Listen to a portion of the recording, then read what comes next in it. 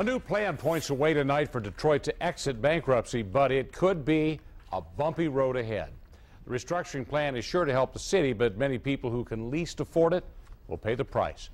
The bottom line here is overhauling $18 billion in debt from decades of living on a borrowed future. 7 Action News reporter Jeff Vaughn joins us live tonight to break it all down for us. And some tough numbers for people to swallow in this plan, Jeff.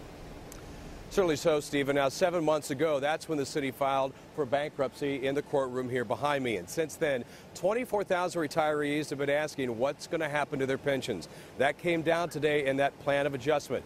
Those general city pensioners they're going to get 66 cents on the dollar, and police and fire will get 90 cents on the dollar. But there's more money for those groups if they go ahead and drop a lawsuit. The city filed its plan of adjustment today, and it offers sizable cuts to future monthly pension benefits for general city workers, police and fire. And that is not sitting well with those who put their lives on the line. Take care of the people who took care of the city. Charles Sims, Detroit's chief of fire and arson investigations, talked to 7 Action News anchor Carolyn Clifford about the possibility that his pension could be cut after decades on the job. We put our lives on the line every single day. So to even for the thought of reducing our pensions or taking away our pensions is just a horrible thought. And I just feel bad that that's even on the table. Some could say emergency manager Kevin Orr is taking care of Detroit's red and blue. If the departments agree to free the city of a lawsuit filed when bankruptcy was declared back in July and agreed to an $820 million settlement set aside to bolster pensions and art at the DIA, the cuts would be less.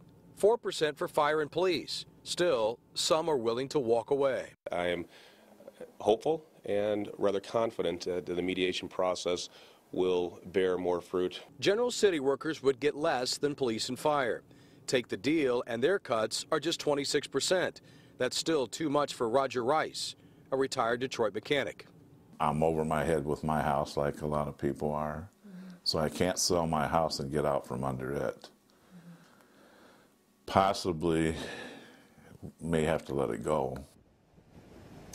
Now, these terms with those pensions are good for 10 years. If at that point in time they are financially more stable and in a healthier situation, they can renegotiate those terms. Live in Detroit, Jeff Vaughn, 7 Action News. All right, Jeff, a lot of people watching it very, very closely. Thank you much. The restructuring includes a 10-year plan to spend $1.5 billion on city services. That includes $500 million to dramatically ramp up the demolition of vacant buildings and fight blight, $447 million in capital improvements, $114 million would bolster the police department, while $82 million goes to the Detroit Fire Department.